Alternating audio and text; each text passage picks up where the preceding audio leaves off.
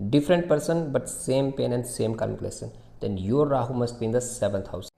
Okay, so what 7th house represent? It represent your marriage, it represent your relationships, it represent your partnership. अब हम इसी particular axis को समझेंगे एक mythological story से। तो स्टोरी है हमारी चंद्रमा और तारा की। तो यहाँ पर जो है वो तारा जी जो हैं वो हमारे बृहस्पति देव यानी जुपिटर की बीवी हुआ करती हैं। तो एक बार चंद्रमा को वो तारा दिख जाती है एंड वो उससे एकदम से अट्रैक्ट हो जाता है।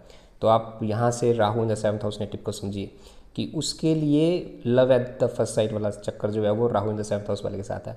उसे अपना पार्टनर देखते ही उससे ऑब्सेशन शुरू हो जाता है। तो यहाँ पर मून जो है उसको एकदम से अट्रैक्शन हो जाती है तारा जी के साथ एंड देन होता ही है कि उसे अप्रोच करता है। अब आप यहाँ पर ये समझिए कि तारा तारा एक यहाँ पर एक ऐसी लड़की है जो जिसे सोसाइटी एक्सेप्ट नहीं करेगी। इसको इस तरीके से समझिए कि राहु 7th हाउस वाला एक ऐसे रिलेशनशिप में जाने की कोशिश कर रहा है, एक ऐसी मैरिज डिज़ायर कर रहा है जो नॉर्मल नहीं है, सोसाइटी के लिए नॉर्मल नहीं मानी जाती। यानी इंटरकास्ट में जा रहा है, यानी आउट ऑफ रिलीजन जाने की कोशिश कर रहा है, यानी फॉरेन में से कोई लेडी लाने की कोशिश कर रहा है। एज में डिफरेंस होना ये भी हो सकता है, या फिर किसी मैरिड वुमन या मैरिड मैन के साथ शादी करने की जो चाह रखने वाला इंसान वो Rahu in the 7th house में हो सकता है अगर ये अफ्लिक्टेड हो जाए तो। अब स्टोरी में वापस चलते हैं। अब यहाँ पर होता क्या है कि वो बहुत ज़्यादा ऑब्सेशन हो जाता है उसे तारा के साथ एंड देन वो तारा को वहाँ पे भगाने की कोशिश करता है और उसे भगा लेता है। अब तारा भी इस चीज़ से भाग जाती है क्योंकि अब यहाँ पर होता क्या है कि तारा उसके इल्यूजन में आ जाती है, उसकी मैनिपुलेशन में आ जाती है, क्योंकि मून यहाँ पे बहुत ज़्यादा खूबसूरत होता है। Rahu in the 7th house वाला इंसान खूबसूरत ही होगा, अट्रैक्टिव ही होगा, दैट्स वाई उसको रिलेशनशिप में इतने मौके मिल रहे होते हैं। स्टोरी में आगे चलते हैं। अब होता ये है कि तारा चंद्रमा के साथ भाग जाती है। अब जैसे ही गुरु बृहस्पति को ये चीज़ पता चलती है वो बहुत ज़्यादा क्रोधित होते हैं और पूरे जो आपका स्वर्गलोक होता है वहाँ पे हाहाकार मच जाता है। अब हाहाकार को इस चीज़ से समझिए कि सोसाइटी जो है वो इस चीज़ को एक्सेप्ट नहीं कर रही जब उन्हें पता चल रहा है कि राहु कुछ ऐसा करने की कोशिश कर रहा है, या राहु नेटिव जो है वो अदर कास्ट से लड़की लाने की कोशिश कर रहा है या अदर रिलीजन से लड़की लाने की कोशिश कर रहा है। आप सोसाइटी में देख लीजिए, लोग एक्सेप्ट नहीं करते, आपके फैमिली में इश्यूज़ होना शुरू हो जाते हैं। वही वहाँ पर स्वर्ग में होना शुरू हो गया। तो आप यहाँ पर देखेंगे कि बृहस्पति क्या रिप्रेजेंट कर रहे हैं, वो धर्म और विद्या को रिप्रेजेंट कर रहे हैं। वहीं पर मून अटैचमेंट्स को, उन इच्छाओं को दर्शा रहा है। तो अब यहाँ पर क्या होता है कि जैसे बृहस्पति बोलता है कि मुझे मेरी बीवी वापस चाहिए, तो मून जो है यहाँ पर डिनाई कर देता है क्योंकि अब उसको एक ऐसा ऑब्सेशन हो चुका है जो वो नहीं खोना चाहता, और इवन तारा जी को भी हो चुका है। अब यहाँ पर बीच में जो होते हैं ब्रह्मा जी आ जाते हैं और जैसे ही ब्रह्मा जी आते हैं वहाँ पर सुलह होती है और ये कहा जाता है कि तारा को वापस दिया जाएगा। अब इस पॉइंट को समझिए, Rahu in the 7th house, मैंने क्यों कहा that different partner but same pain and the same karmic debt. अब आपको यहाँ से जैसे कोई पार्टनर जा रहा है, आप किसी से कहते हैं ना कि केतु जब फर्स्ट हाउस में बैठा होगा, राहु इन द 7th, यानी केतु वाला इंसान खुद से तो बहुत ज़्यादा डिटैच है लेकिन उसका सारा ध्यान जो है अपनी मैरिज में, अपने पार्टनर के ऊपर है। अब उसको पेन यहाँ पर, अब मान लीजिए उसको पेन हो रहा है, इस चीज़ को ना यार आप इस तरह से समझिए कि होता क्या है, जब इंसान को पेन होता है ना तो वो उस पेन में ठहरना नहीं चाहता। उसे लगता है कि मुझे पेन हो रहा है, देन मैं सडनली ना कुछ ऐसा करूं कि मुझे वो राहत मिल जाए। तो वो क्या करेगा, वो शॉर्ट टर्म प्लेजर के लिए दोबारा कुछ ऐसी हरकत करने की कोशिश करेगा। या तो वो नशे में चला जाएगा या वो एक और पार्टनर ढूंढने की कोशिश करेगा। तो Rahu in the 7th house का तो यही होता है। प्रॉब्लम यही है ना कि लोग पेन के साथ रहना नहीं चाहते।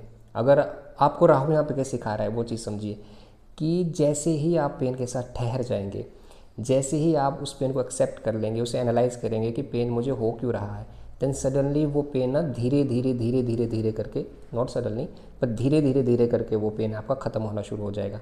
अब जैसे ही आपने उस पेन से लेसन सीख लिया, अब आपका वो कार्मिक रिलेशन जो है वो रिपीट नहीं होगा। अब आपको ये पता है कि आपको अपनी मैरिज में, अपने रिलेशनशिप में, ऑब्सेशन में नहीं जाना है, और राहु आपको यहाँ पर यही सिखाने की कोशिश कर रहा है। अब आगे चलिए कि अब जैसे तारा को वापस किया जाता है तो यहाँ पर एक सस्पेंस आता है। सस्पेंस ये है कि कुछ टाइम के बाद जुपिटर को पता चलता है दैट, गुरु को पता चलता है दैट जो तारा है वो गर्भवती हो चुकी है। अब यहाँ पर एक बात आप ये समझिए कि Rahu in the 7th house वाले इंसान को क्रेविंग्स है इंटीमेसी की। यानी आप समझते हैं ना कि कुछ लोग होते नहीं हैं जो यार ये कहना गलत होगा, सभी के साथ ऐसा नहीं होगा बट कुछ लोगों के साथ ऐसा हो सकता है। अगर राहु उस तरह से बैठा हुआ है और साथ में शुक्र की युति बन जाए, या किसी भी तरह से आपका शनि ठीक नहीं बैठा हुआ है, देन वो क्रेविंग्स, मंगल साथ में बैठ जाए देन वो क्रेविंग्स होगी। और अगर आपका कुल जो है वो इनका है यानी दैत्य का है तो फिर ये चीज़ और ज़्यादा एम्पलीफाई हो जाएगी। तो यहाँ पर आप ये समझिए कि वो गर्भवती हो चुकी थी और वहाँ से जन्म होता है बुध का, यानी मरकरी ग्रह का। तो अब जो है उस मरकरी को जो है ना तो गुरु एक्सेप्ट कर रहा है, उस मरकरी को अब वो जो मरकरी पैदा हो चुका है वो अपने बाप को भी एक्सेप्ट नहीं कर रहा कुछ टाइम के बाद जब वो बड़ा हो जाता है।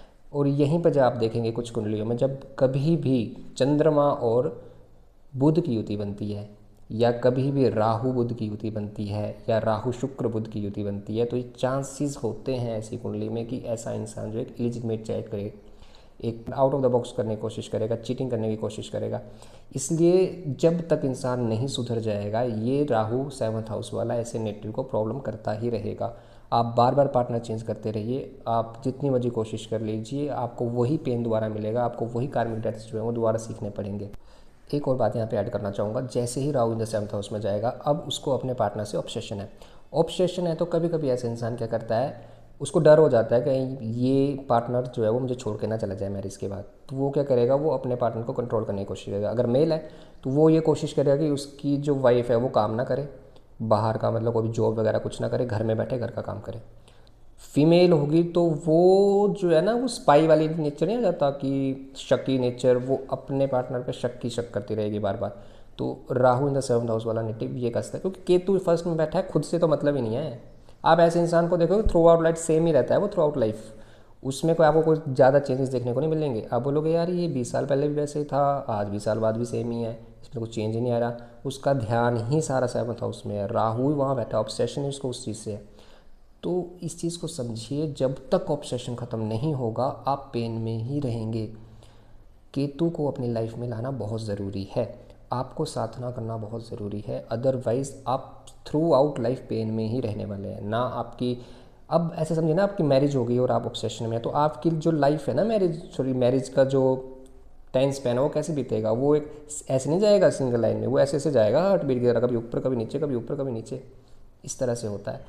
और मैरिज में डिले भी दे सकता है अगर शनि ज़्यादा उच्च का बैठ गया है, या शनि जो है वो ज़्यादा या शनि से किस तरह से लिंक बन रहा है तो डिले कर देता है मैरिज में। बट मैरिज होती है, लेकिन वैसी मैरिज होती है जो फिर लोगों को एक्सेप्ट नहीं होती। तो राहु कभी कभी बहुत ख़राब वर्क भी कर सकता है, लेकिन अगर आप राहु की रेमेडीज़ करते हैं, आप सन को ठीक रखते हैं, जुपिटर को ठीक रखते हैं, सैटर्न को ठीक रखते हैं, खुद के सेल्फ पे ज़्यादा ध्यान देते हैं, तो ये आपके लिए कहाँ वर्क करेगा, ये आपके लिए पार्टनरशिप में वर्क करेगा, आपके बिज़नेस में बहुत अच्छे से वर्क कर सकता है। ऐसे लोग अपने बिज़नेस में बहुत ज़्यादा ऑब्सेशन रखेंगे एंड उस ऑब्सेशन के कारण वो बिज़नेस को कहाँ से कहाँ पहुँचा सकते हैं। तो अगर सारा ध्यान बिजनेस में जा रहा है, सारा ध्यान पार्टनरशिप में जा रहा है, then it's work beautiful for you.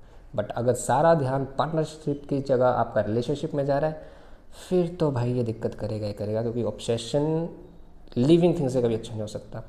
Non living thing से अपने काम से ऑब्सेशन रखना एक हद तक ठीक है, वहाँ भी इंसान खुद को खो ही देता है लास्ट में। बट एक इंसान से ऑब्सेशन रखना जो एक दशा के बाद आपके साथ है ही नहीं, वो तो फिर आपको प्रॉब्लम देगा ही देगा दोस्त। ओके, सो अब हम इस पर्टिकुलर एक्सिस को पेंटिंग से देखते हैं। आधा चेहरा शांत है, आंखें बंद है, और आधा चेहरा जाग रहा है। तीखी नज़र, वो दबा हुआ गुस्सा, वो अनसेड हंगर, वही स्टेट है जहाँ राहु 7th हाउस वाला काम करता है। बाहर से तो रिलेशनशिप शांत लग रहा है इसकी तरह, सब ठीक है, एडजस्ट कर लेंगे, समय के साथ हो जाएगा, पर अंदर अंदर एक फियर छुपा होता है, अकेले रह जाने का, रिजेक्ट हो जाने का, या फिर पार्टनर को ही खो देने का। और इसीलिए 7th हाउस वाला राहु ऑब्सेशन दे देता है आपको पार्टनर के साथ। फ्लावर्स को देखिए कैसे लग रहे हैं, डेलीगेट से है ना, बिल्कुल उस इंसान की तरह जो प्यार को संभाल कर रखता है। लेकिन अब पीछे की तरफ चाहिए, अब यहाँ देखिए ट्विस्टेड ब्रांचेस हैं। ये ना वो एक्सपेक्टेशंस का बोझ है जो बोला तो नहीं गया, लेकिन राहु ने उसे महसूस करवा दिया। तो ये पेंटिंग जो है ना मोटा मोटा क्या बोल रही है कि जिस दिन तुम अपने आधे चेहरे से भागना बंद कर दोगे, यानी इस वाले आधे चेहरे से, जिस दिन इसे एक्सेप्ट कर लोगे ना तुम, उसी दिन रिलेशनशिप का बोझ भी हल्का हो जाएगा। तो राहु शांति नहीं छीनता तुम्हारी, वो सिर्फ तुम्हें सच सामने लाता है। इसलिए बहुत इम्पोर्टेंट है कि तुम उस सच को फेस करो, ना कि उससे भागो।